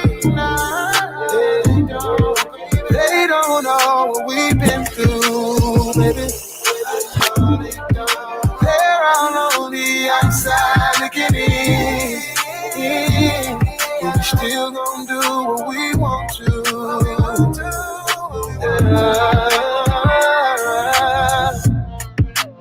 This is what we are faced with. And this is the reality. Now, when we come to Washington in this campaign, we are coming to get our check. Halito Tribe, I'm your host, Chief Cali, checking back in for another episode of Our Story, 1968 Indian Civil Rights. Now, with this episode here, being that we're halfway through the season of season 1, I like to take this moment right here and use this episode as maybe what we'll call an intermission into the season, okay? I want to take a second and I want to look back on some things that we have already talked about because I don't want to go too far too fast and I don't want to leave some of our people behind. I want to walk with you through this information. So with that being said, we're going to take this episode here and we're going to look into a couple things from that we've already went over. Now, one of the things I want to talk about is the fact that when we allow people to tell our story, people are able to insert themselves into our story, where they want to insert themselves, or they're able to tell our story to us how they want to tell our story to us. And this is where Our Story, 1968, season 1 comes in. One of the things we want to look at is someone is always inserted into our story of the reclassified American Indian Negro of North America. Anytime there's a story being told of the American Indian Negro of North America, the images that are usually shown concerning that story does not match the image of the American Negro in North America. Someone is always missing from our story when our story is told, being that they claim that the stories being told are all about them. For instance, let's take civil rights for a second. If we allow people to continue to tell our story, you'll hear people actually tell the story that the civil rights movement had nothing to do with the American Indian. It had nothing to do with the reclassified American Indian Negro of North America. But they'll tell you it had everything to do with the Native American Indians on the reservations, the Asian invasion, Native American Indians. That's very interesting. So I think before we move forward, we should look into what the civil rights movement was actually about and who it was actually dealing with. Let's also keep in mind that the world was watching our civil rights movement. The world was inspired by our civil rights movement. Let's keep in mind that our civil rights movement inspired other minority groups in their civil rights movement also. Keep that in mind. Not only was Dr. King and not only was our ancestors fighting for our civil rights, they were also fighting for the rights of humanity as a whole. So don't let anybody tell you that we were out there getting ate, bit by dogs, getting water hosed down, simply to fight for the rights of someone else who didn't even show up to the fight. They wasn't even there. They were missing. Let's look at the civil rights movement. Freedom Now movement, hear me. We are requesting all citizens to move into Washington, to go by plane, by car, bus, any way that you can get there. Walk if necessary. We are pushing for jobs, housing, desegregated schools. This is an urgent request. Please join. Go to Washington. Negroes want the same things that white citizens possess. All of their rights. They want no reservation. They want complete equality, social, economic, and political. And no force under the sun can stem and block and stop this civil rights revolution which is now underway.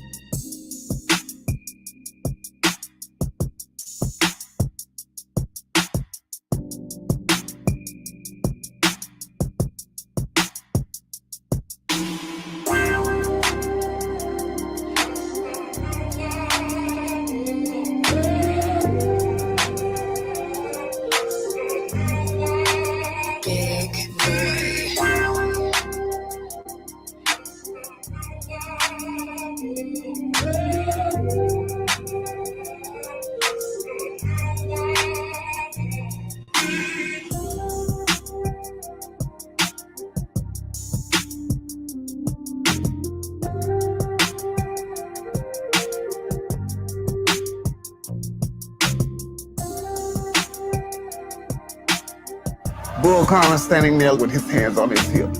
Shoot the water on those niggers. Big boy.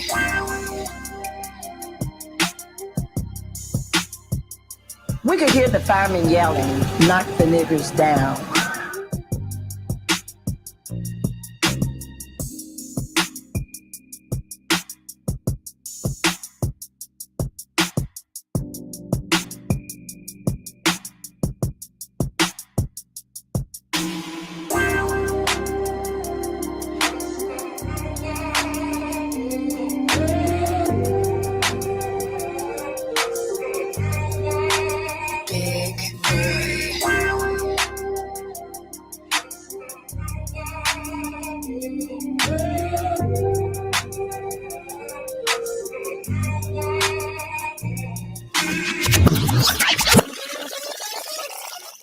In the 2002 film Gangs of New York, which starred Leonardo DiCaprio and Cameron Diaz, you'll see the original Native Americans, also known as the Know Nothing Party. Remember we talked about them?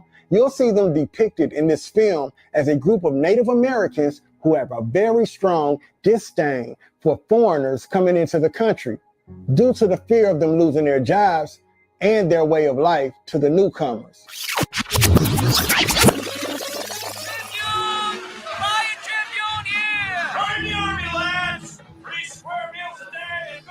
When the Irish came, the city was in a fever. Since the time of the Great Famine, they'd come streaming off the boats. And they got a right warm welcome. Go back to Ireland, you dumb mitt! You remember that? Get back in the boat, Patty! I only came 2 hours downriver from Hellgate, but they all took me for an immigrant. Why not? There were 1,000 different accents in New York, and to the natives, you see, it was all the same.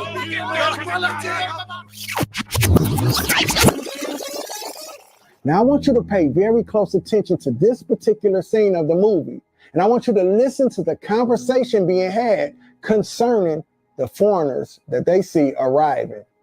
Americans are boarding. I don't see no Americans. I see trespassers. Irish hops. Do a job for a nickel what a nigger does for a dime and a white man used to get a quarter for. What have they done? Name one thing they've contributed. Votes. Votes, you say. They vote how the Archbishop tells them, and who tells the Archbishop?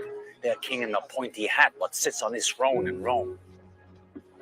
Bill's got mixed feelings as regards the Irish. Bill, deliver these good and fervent folk to the polls on a regular basis, and there'll be a handsome price for each vote goes Tammany's way. My father gave his life making this country what it is.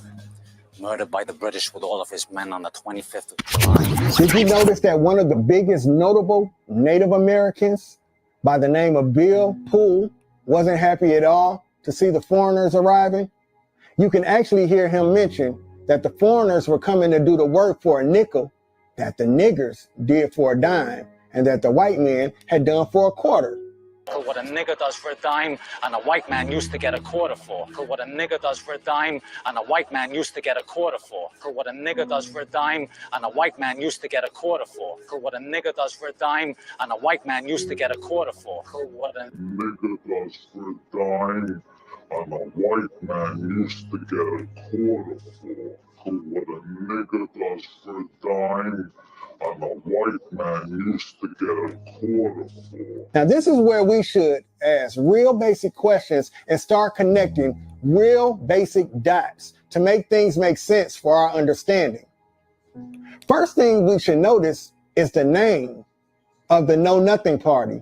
They were called the Native American Party with no pushback from anyone. They were very much against foreigners.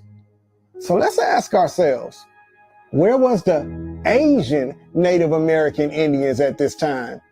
You know, the ones who always claim that the American Indian Negro is trying to steal their culture and their identity on this land of North America. Where were they with their protests against the Native American political party, who were very vocal in their protest against foreigners? Yeah, foreigners, foreigners. Those type of people who migrate from another land to take up residency in a new land. Current Biology magazine released a scientific study that links the DNA of modern-day Native Americans to a group of people who used to live in the caves of Yunnan, China. The Red Deer Caves. Here is a photo depiction of what they look like. Huh? All right, so what is new about this information that is on top of the fact that, Native Americans crossed the Bering Strait? Well, basically, it just says that there's a third group of people, not just Siberians, not just Central Asians, but people from essentially modern-day Southeast Asia, because, the Red Deer Caves, it borders Myanmar, Laos, Vietnam. They're the ones that became Native Americans. Man, let's talk about this, David. I think there's a lot of...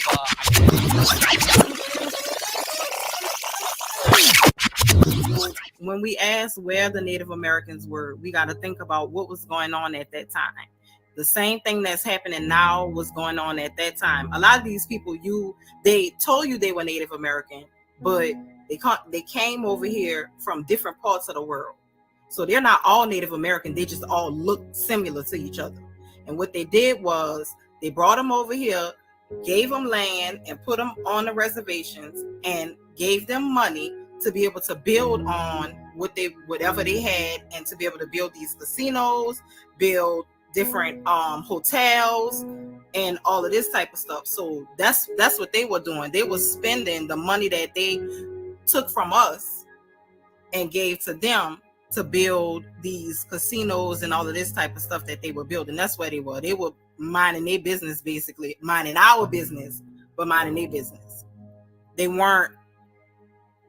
had what they needed at that time. So us talking about because a lot of our land was being taken through war, and because we were prisoners of war, what we were going through at that time was beatings, lynchings. Anybody who said, okay, this is my land, this is where I'm from, that's what was going on. It had nothing to do with slavery. These people were here saying, this is my land, I still have acreage here, I still have acreage there, this is my land. We had to fight for ours while they were given parts of it and finances to be able to build what they needed to build. And they were given people to build what they needed to build. If you really go dive in, a lot of those people they became blood related once they were put on the reservation together, because they started to commingle with each other. But they came from different parts of the world and were put here to invade, to help the invasion happen and continue.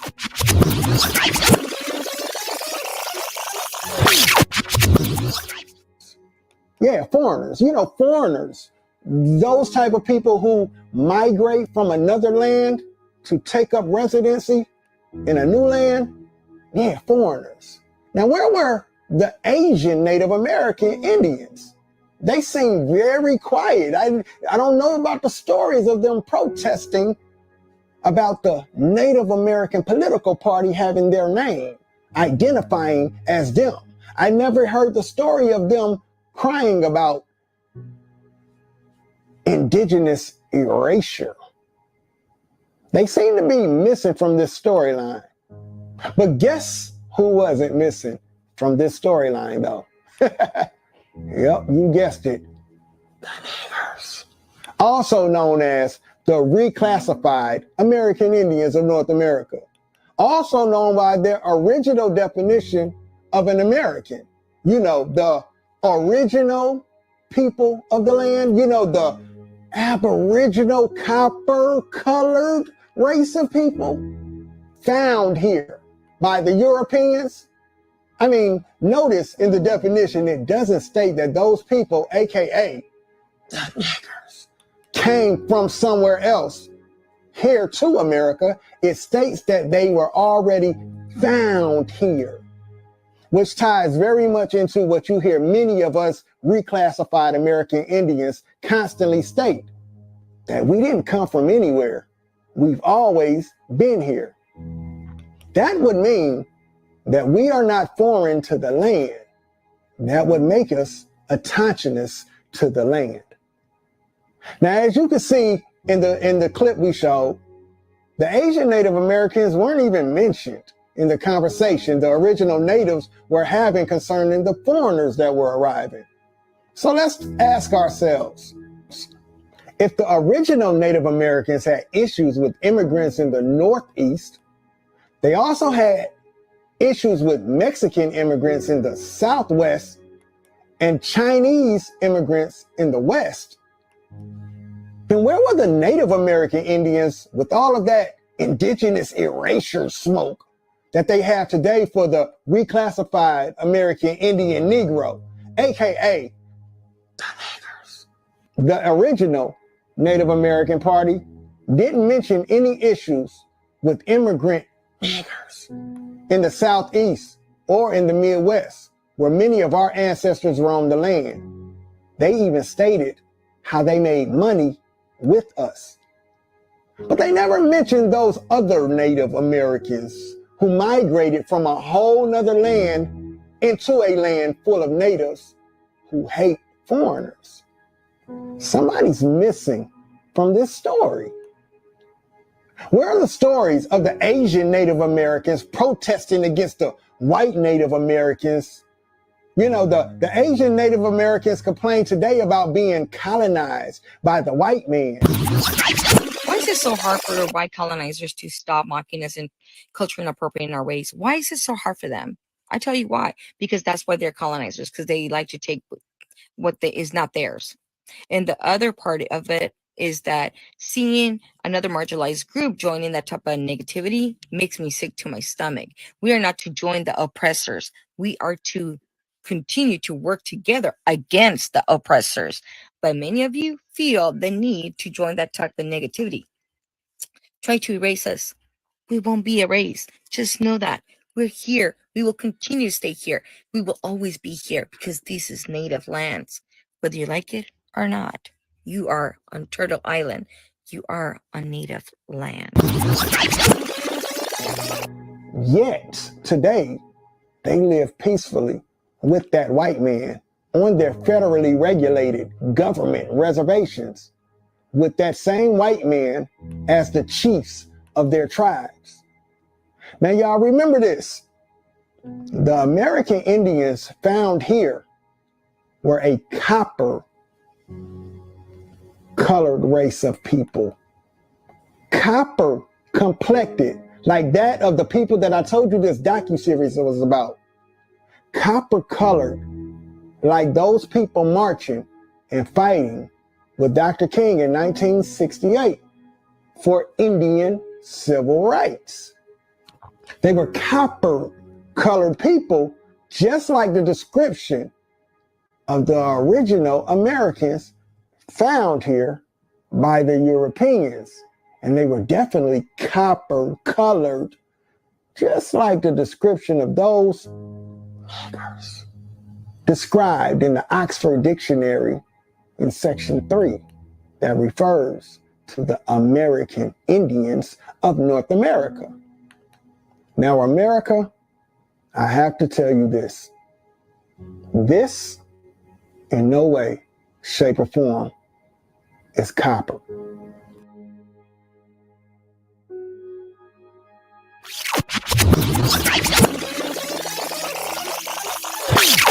For generations, the Mongoloid tribes admixed with the European population.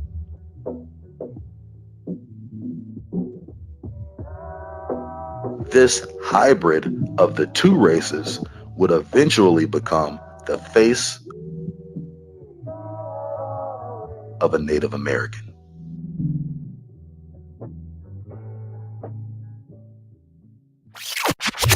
The Aboriginal tribes have been eradicated due to disease, war, or captivity, and the only free tribes were heavily assimilated into European bloodlines. At this point, the remaining tribes would start to enact their own versions of white supremacy, retroactively banning any Negro or dark-skinned Indians from becoming tribal members through the requirement of birth records dating back 3 to 5 generations.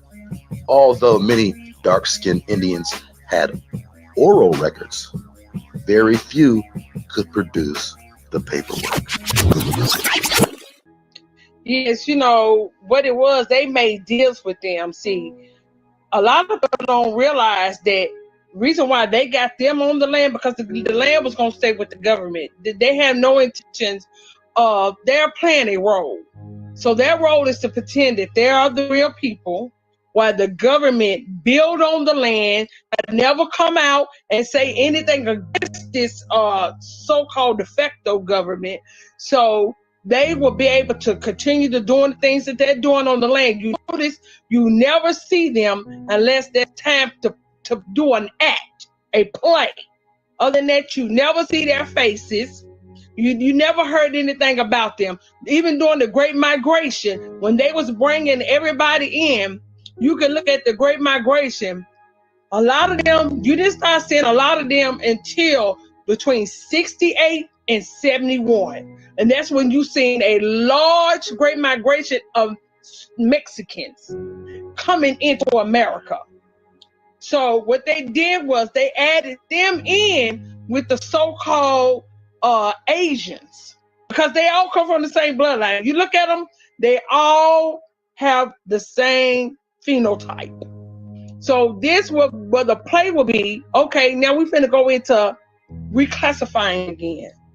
We got you saying, are you black and you proud? So now we can give the original people who we took the land, and we know one day they might come back for the land. We just gonna reclassify them and tell them, these people over here, now you're the Indians.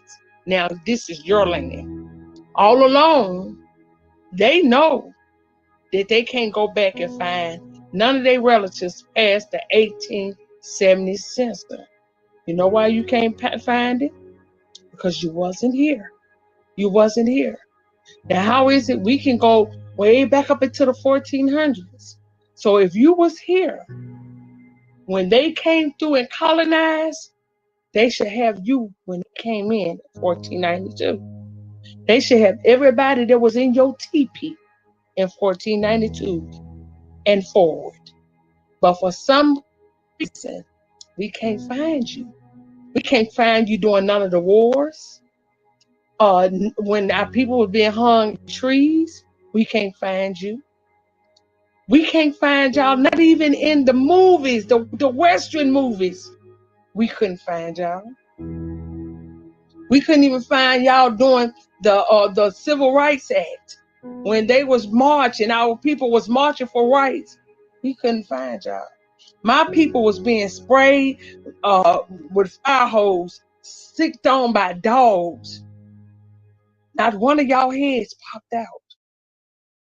But this is your land. But you didn't come and say, that's enough. This is our land. What are you doing? Because you know it's not your land. You know your people wasn't here. I always used to go get my feet rubbed at, them little Asian massage places inside malls, and I had the same one that I always went to. But anyway, there was a newer lady there, and she was rubbing my feet, and she started speaking to me in her native tongue, and I was like, I couldn't understand. She's like, what's your background? What are you? And I told her what I was, and I had to explain a little bit more what it was because they didn't know what Native American was. So then I explained it, and she's like, oh, okay. Then the person who was rubbing the person's feet next to me, one of her coworkers, they start talking and they laughed a little bit. And I was like, what's going on? And what the lady told me, who was rubbing my feet, she said, well, both of them thought that I was from their homeland. Now they look like people from their homeland, which is in Mongolia. And reason why I fit the description is because in Mongolia they live up in the mountains, and because they live up in the mountains, they're bigger. They're bigger than the rest of the other Asians. It's just how they're formed. So it's like you look very Mongolian. I thought you're from our homeland. That's why I was speaking to you in our native tongue. So just having that confirmation right now is just like, because it was lesser before, but now that it's more significant, like I feel comfortable with that. Yeah.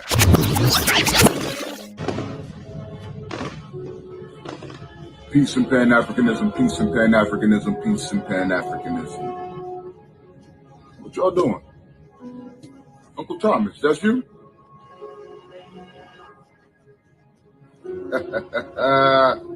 Okay.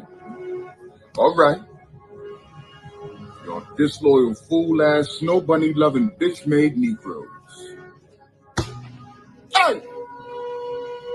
I'm telling Sukiana on all you sisters. Huh? You think you can like that? You think you can like that in front of me? Huh? You silly Negroes to be watching Roots every day when I get finished with you. Commitment over cookouts, brother. Freedom over fireworks, sister. Patron over pumpkin latte. Who the hell y'all think y'all messing with? I'm the prince. King Kong consciousness is who I be. You Native Americans, if this is your culture, if this is your culture music,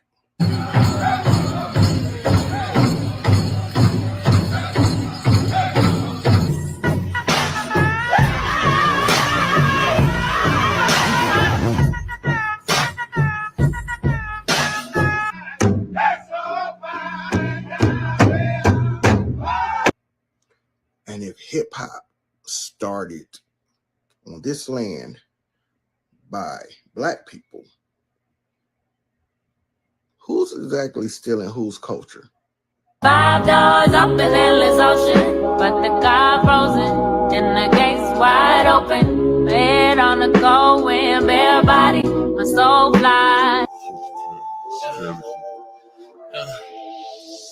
This a message to my people, man. I know we only fighting to feel equal. Damn, use your words. Be swinging for the chest, I be aiming for your neck. You be trying to text my ex, I be plotting on the next. I don't give a fuck, going back to skunk. Never been a pussy, bitch, you know where we from. But I've been in the city, bitch. Overvalue a face, don't got a lot but a whole lot to say. Big with the voice on. Ain't never happy till my bars top tier. Like KRS-One, Rakim and Nasir. Like KRS-One, Rakim and Nasir. Where they like KRS-One, Rakim and Nasir. Yeah, man, shout out to those natives who pay homage to the culture that they participate in. Notice, he didn't shout out any native rap legends. That's because this ain't from y'all culture. He made sure to pay homage, though, to the rap legends of Black culture, music. Shout out to y'all, though. Shout out to y'all. Don't Kurt Cobain, R&B legend. IDK, don't swerve on my driven. Savage Kingdom up on my risen. Talk you flaking all about wishing. My new place silent your image. I'ma stay. GC snack, when the women stay fly and the fellas stay paid. When the block shut down just to watch the cars play. It's the home to the suns, black and purple all day. I'm just saying, look like a whole lot of Black culture mimicking going on them reservations. I'm just saying, who's really stealing whose culture? Y'all sure y'all want to stick with that?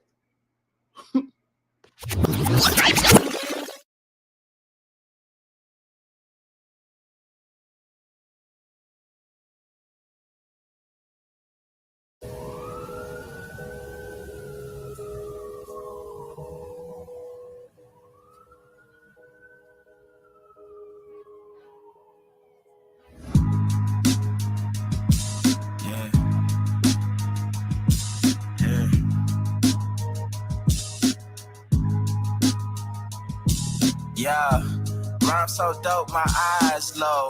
When you move like God, the time slow. I came back for the blacks and John Doe's. Crack open them land patents, let go of them townhomes. What's a native to a native? He $5 dough if he not melanated. Pale faces got you waiting on a savior. Sending prayers up, he texting back on vacation. Yeah. God's children, give all your praise to Jesus, but how God feeling? He say put no one before him in divine image. It's you with God and Christians. I got a vision, but niggas ain't gotta listen, so they don't. We came from the soil, wasn't fucking with no boats. Bible took our spirit, English plotted on our homes. Tribal families turned on us, don't act like y'all don't know. But fuck them and they grudges. We was something turned to nothing. And now we let this turn to something. Reincarnation of ancients, fresh up out the oven. This the message to the black man. This the message to the black man. This the message to the black man. This the message to the black man. Shooters on my roof, lawyers in the coop. We can never die, bitch, we bulletproof. This the message to the black man. This the message to the black man. Say you wasn't slaves, you was prisoners of war. You stop wasting your time, these other bitches ain't important. You ain't meditating, you ain't mating with the sauce. Like what the fuck's a noodle if you ain't painted with the sauce? I find it hard to trust the pastor who rather side with the master, who preaching we should submit while getting murdered and captured. About how we should wait on God is never our vernacular. They get paid and praised by the dollar long as they keeping us stagnant. And niggas think they woke, huh? Like you could change a whole world through a vote, huh? Like slave masters willing to let their slave go, huh? That slave master was probably your kinfolk, huh?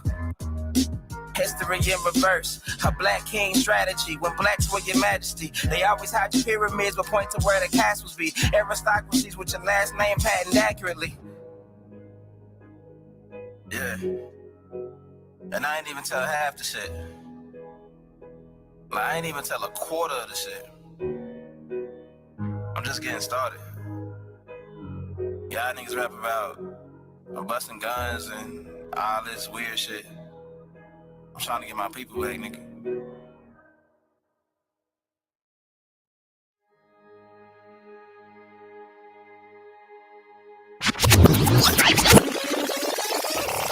So as we continue to play the game of somebody's missing from this story, I'll ask the question.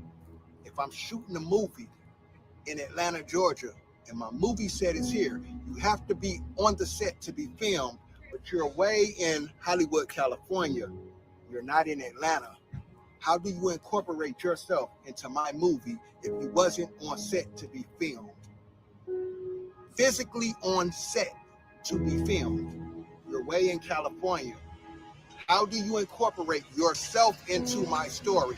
Well, that's what the Native Indians like to do with the American Indians. They like to incorporate themselves into the story of the American Indians. So one thing you have to pay attention to is when you're hearing the story told, you have to pay attention to the geographical locations of the story. And you have to ask yourself, was there a presence of this certain group of Indians in this story being told right now? Who had the bigger presence in that story? Where was this taking place at? See, over here in the Southeast, East Coast, Northeast, Midwest, that's the American Indian story. The Native American Indians, their story is more Northwest, Southwest, Alaska, out that way. They do have a story on the land. It's just not our story. So right here, inside of this church, Dexter Ave King Memorial Baptist Church. This is where Dr. King pastored from 1954 to 1960. This is where the boycott, the Montgomery boycott, was organized inside of this church right here. Now I'm gonna ask the question again. How many Indians from India was inside of this church during the Civil Rights Movement? If the Civil Rights Movement isn't about us, and who were those Indians in those pictures with Dr. Martin Luther King Jr.? And remember, Rosa Parks was a Creek Indian. So you have to ask yourself, where were the Native American Indians in this picture? How do they incorporate themselves into the Indian Civil Rights Movement? And they were nowhere to be found in the fight. They wasn't in the neighborhoods. They wasn't in the neighborhoods of Atlanta, of Memphis, of Georgia. They wasn't in the neighborhoods. They wasn't in the churches organizing. They wasn't in the church organizing with the so-called Africans, right? Because many of you say those were Africans. What did those Indians look like that in 1968 that were fighting for Indian civil rights? Remember, I told you the same people that was fighting for the Montgomery boycott were the same people that was fighting in 1968. Indian civil rights. What did those people look like? And where was the other two group of Indians that I mentioned?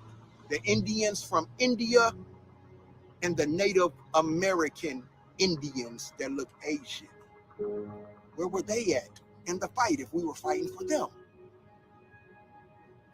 I'm just asking questions to connect basic dots. You can let people tell you whatever they want to tell you, and you can choose to believe whatever you want to believe. But you got to make it make sense to me. Where were the other two groups of Indians at if this isn't about us? This is the street MLK lived on, right? And you'll see there was no Native Americans nowhere in here. You feel what I'm saying? And there were white folks, but there were no Native Americans here in Atlanta, Georgia, in this area where he grew up at, or in Alabama where he grew up at. Notice he did a lot of his protesting and stuff in Alabama, Georgia, Mississippi, right? He did a lot of work in those areas, right? But let me show you his street, right? Let's look at his street right here, right? Now I'm gonna show you at the bottom of the street right here was where the lower class black folks lived at. You feel what I'm saying? These were the lower class black folks, right? MLK lived right here in the center. This was his house right here. He lived in the center, in that yellow house right there. right? That was his house.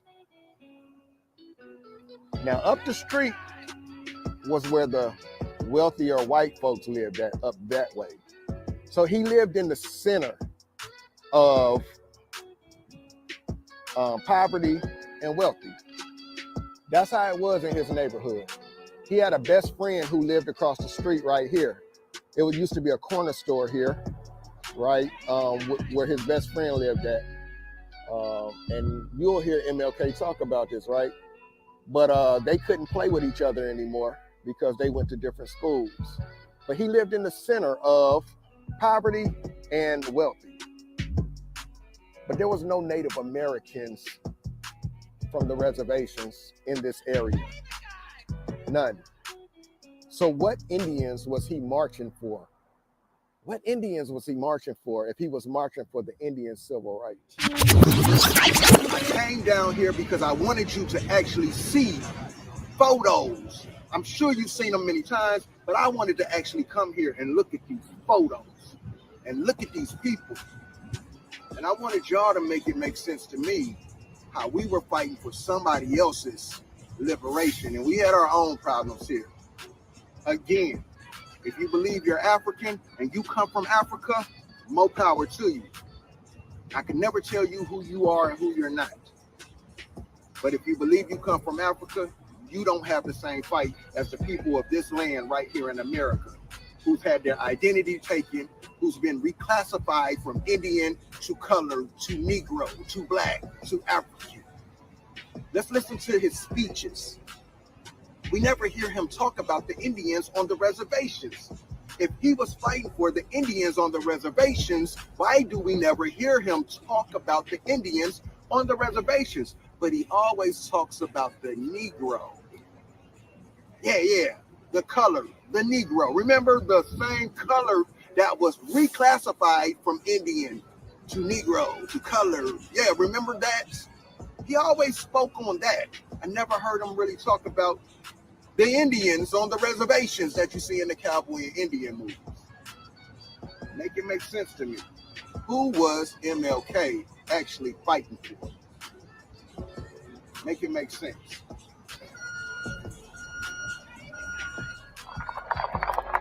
The Negro is still languished in the corners of American society and finds himself in exile in his own land. I have to keep asking the question. If you look at everything we went through, right? Look at this. I just want y'all to look at the people in these pictures. The point I'm trying to show you is these people look like you, right? These people look like you. Where's the Native Americans at? Where are they at? Why would he be marching for those Indians' civil rights? Look at this. Where are the Native Americans in those pictures? Why would we be marching for Native American Indians' civil rights? And we had our own problems. There's no Native Americans in those pictures. Those people look like us. Those people look like us. Why would he be marching for Native American Indians' civil rights? What did those Indians look like that he was fighting for? And if he was marching for them, where are they at? Why do you only see us in these pictures? Why do you only see us?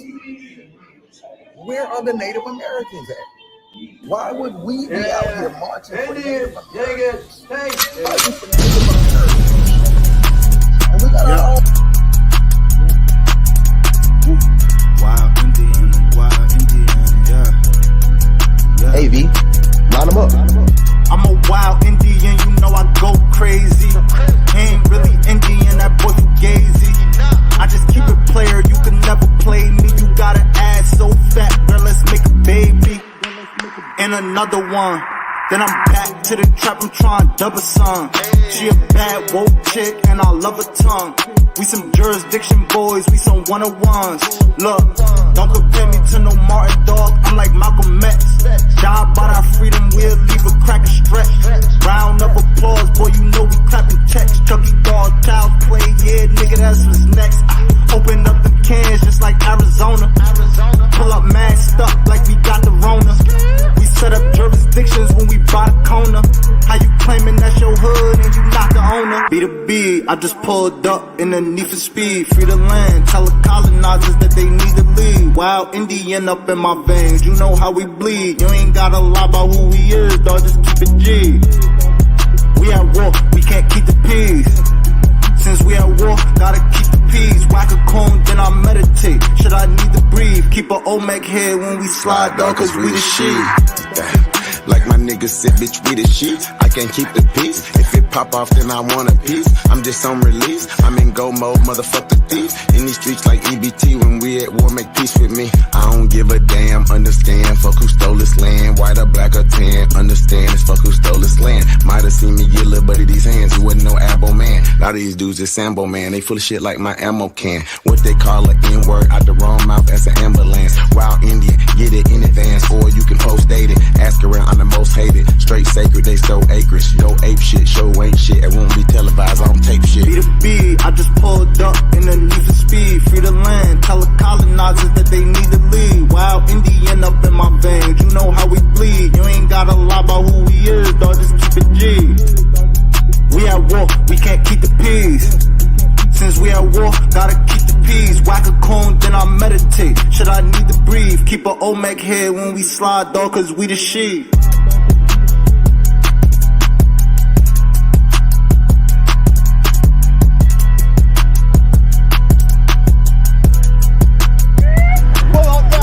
Lil bro.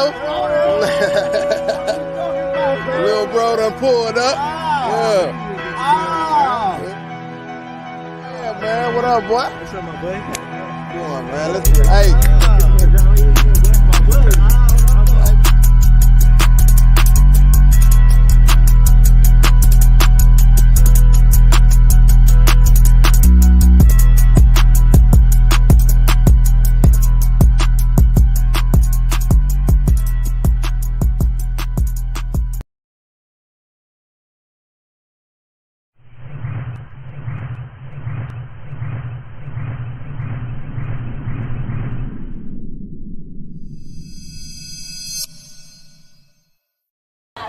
No peace. No peace. No peace. No peace.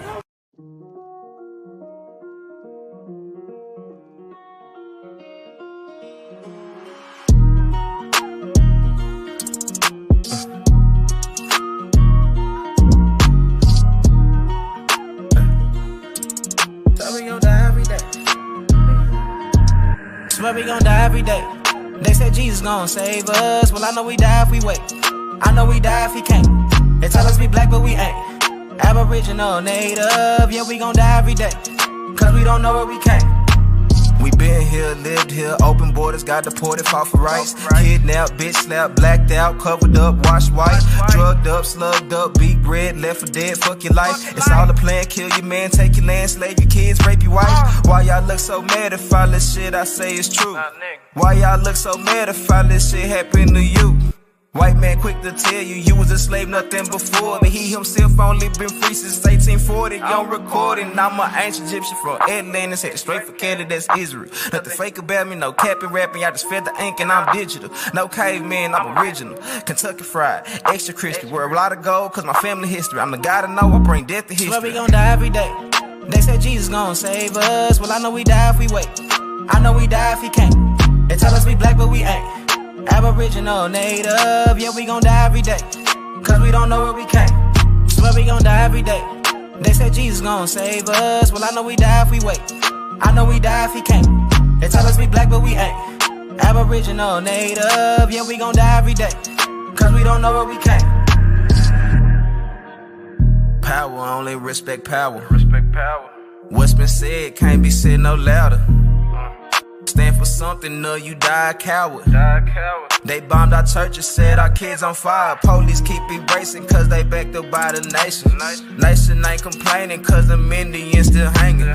Comanche, Sioux, Apache, ain't no history in blackness. No reason for that chatting if you bitch up when it's action. AR on my body, tell the bro to grab the shot. It loading up that new edition, finna hit him with this bobby. I can't shoot the shit, but 30 shouldn't miss. 54 races, 100 for his clique. Anytime in prison, they don't want the shit. They don't want the problems. Snitches get the stick. Talking all that hatred, end up running like a bitch. Quick to call the laws, quick to play the bitch. Swear we gon' die every day. They said Jesus gon' save us. Well, I know we die if we wait. I know we die if he can't. They tell us we black, but we ain't. Aboriginal, native, yeah, we gon' die every day. Cause we don't know where we came. Swear we gon' die every day. They said Jesus gon' save us. Well, I know we die if we wait. I know we die if he can't. They tell us we black, but we ain't. Aboriginal, native, yeah, we gon' die every day. Cause we don't know where we came.